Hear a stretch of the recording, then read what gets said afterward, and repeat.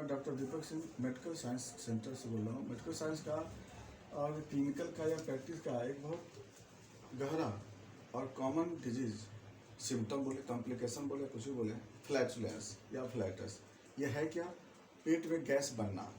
कैसे गैस बनता है? गैस बाहर से नहीं आता है, गैस इंटेस्टाइन का ही ट्रैक्ट बनाता है। तो हम लोग इसको देखते हैं, गैस कैसे बनता है, कितने टाइप का होता है, क्या सिम्टम आते हैं, कैसे हम लोग इसका पता ये करेंगे, निदान करेंगे। तो सबसे पहला चीज़ कि जीआईटी में आप कुछ पाथ को जानिए। ये है upper oesophageal sphincter, lower oesophageal sphincter, pyloric sphincter, उसका stomach, pyloric sphincter, ileocaecal junction and rectal sphincter. यानी कि जहाँ जहाँ पार्ट बोल रहे हैं ना, सिर्फ वही ऐसा पार्ट है जहाँ से गैस बनता है और जहाँ पे गैस का प्रॉब्लम आती है।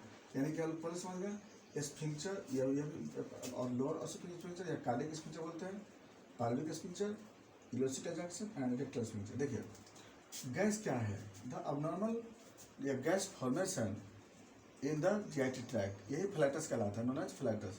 है क्या? तीन तरह का होता है ये। एक फ्लैटस यहाँ बनता है, इसको हम लोग बोलते हैं गैस्ट्रिक फ्लैचुलेंस। एक फ्लैटस यहाँ बनता है, इसको बोलते हैं इंटेस्टाइनल या इंटेरिक फ्लैचुलेंस। और एक बनता है आपको कोलोन में बनता है, उसको बोलते हैं कोलोनिक फ्लैचुलेंस। तो there are 3 types of flatulence और 3 जगह बनता है।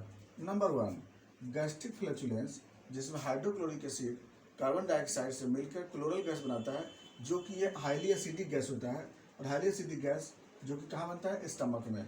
दूसरा होता है न्यूट्रल, यहाँ पर जो इंटेस्टाइन में कार्बन डाइऑक्साइड और अमोनिया दोनों मिल करके जो गैस बनाता है उसको बोलते हैं न्यूट्रल गैस बोलते हैं। और कोलोन में हाईली बेसिक गैस बनता है, जिसमें एस्केटॉल, इंडोल, एमोनिया ये सब मिलकर क्या बनाता है? Highly basic gas.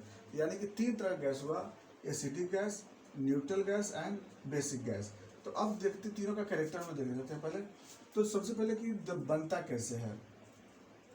तो स्फिंक्टर काम नहीं करने की वजह से यहाँ पर यह स्फिंक्टर वर्क नहीं करता है, यहाँ पर यह स्फिंक्टर वर्क नहीं करता है, यहाँ पर रेक्टल स्फिंक्टर वर्क नहीं करता है। तो आखिर ये कैसे बन जाता है? जैसे कि आपको मालूम है कि ये जो बीमारी है सबसे ज़्यादा बच्चों में भी होता है और ओल्ड एज में भी होता है, एडल्ट में होता है, यानी सब एज में ये परेशान करता है। ज़्यादातर ओल्ड एज में ज़्यादा परेशान करता है। क्यों? ओल्ड एज में मसल्स यहाँ पर कमज़ोर हो जाती है। लेकिन सबसे बड़ा चीज़ हम ये देखते हैं कि गैस बनता कैसे है। तो जैसे ओबेसिटी के कारण होता है, अब नॉर्मल डाइट की वजह से हुआ, लीवर प्रॉब्लम की वजह से होता है, और प्रॉपर बाइल का फॉर्मेशन रहेगा तब भी गैस बनेगा। खाना खाने के बाद तुरंत बैठने से, इस वर्क हैवी वर्क करने से भी गैस बनता है। और वैसा कोई डाइट ले लिया जिस डाइट में गैस का फॉर्मेशन होता है, उससे भी गैस बनता है। फिर प्रेगनेंसी है ना। तो बहुत सारे ऐसे कॉज मिलेंगे आपको, चाहे फाइबर डाइट है, डिस्पोज डाइट है, मिक्स डाइट है, इस सारे ऐसे बहुत कंडीशन जिसमें गैस बनता है ना। लेकिन क्या है, ऐसा तो नहीं कि हम जान करके हम गैस बनवाते हैं, ये गैस बन जाता है। क्या होता है, कभी कभी खाली पेट में गैस बनते रहता है। खाली पेट में कहाँ से गैस बनता है? स्टमक से गैस बनता है, याद रखिएगा।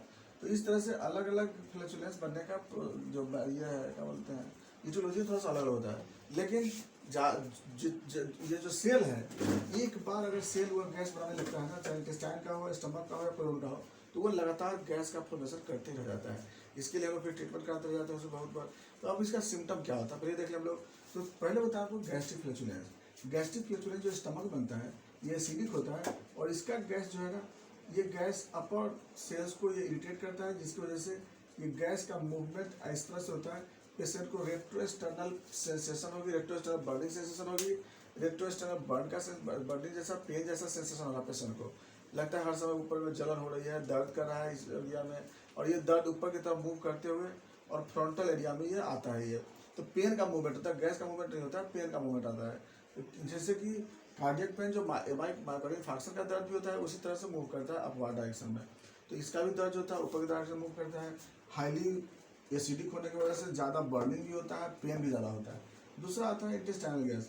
इंटेस्टाइनल गैस का जो दर्द होता है ना, इसका पेन बैक में होता है, थोरेसिक एरिया में पेन होता है इसका। तो थोरेसिक एरिया में पेन होता है, कभी कभी स्केपुलर रीजन में पेन होता है पेशेंट को। तो वह पेशेंट कन्फ्यूज हो जाता है कि आखिर दर्द किस वजह से है। तो ये अल्कलाइन नेचर का होता है, इसमें पेशेंट को डिस्कम्फर्ट महसूस होता है बहुत ज़्यादा, डायरिया होने का टेंडेंसी होता है। अब जो अब्डोमिनल इंटेस्टाइनल साउंड डेवलप होता है इसमें जनरली इस तरह से। इसका जो होता है इंटेस्टाइनल फ्लैचुलेंस का जो कभी कभी गैस जो होता है वो पाइलोरिक स्फिंक्टर से क्रॉस करके और माउथ से बाहर भी निकलता है, जिसको लोग कभी कभी देहात में बोलते हैं ड्रॉइनी ढकार बोलते हैं। तो इस तरह से क्या होता है, गैस वहाँ होता है। ओवर डाइट लेने के कारण जो होता है ना, ऐसा कंडीशन ज़्यादा होता है, तो ज़्यादा डाइट ले लेते हैं उस कंडीशन में। तो तीसरा जो होता है क्लोनिक फ्लैचुलेंस। क्लोनिक फ्लैचुलेंस ज़्यादा बेसिक होता है। ज़्यादा बेसिक गैस है, इसका दर्द जो होता है लंबो चक्र में जाता है और इसका पेन जो होता है थाई की तरफ जाता है। इसके ये एक सिम्टम इसमें भी आता है इसमें।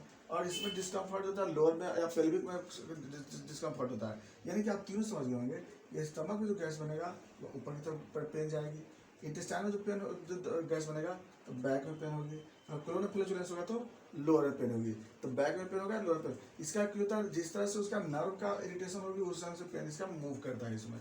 तो तीनों गैस समझ में आ गया।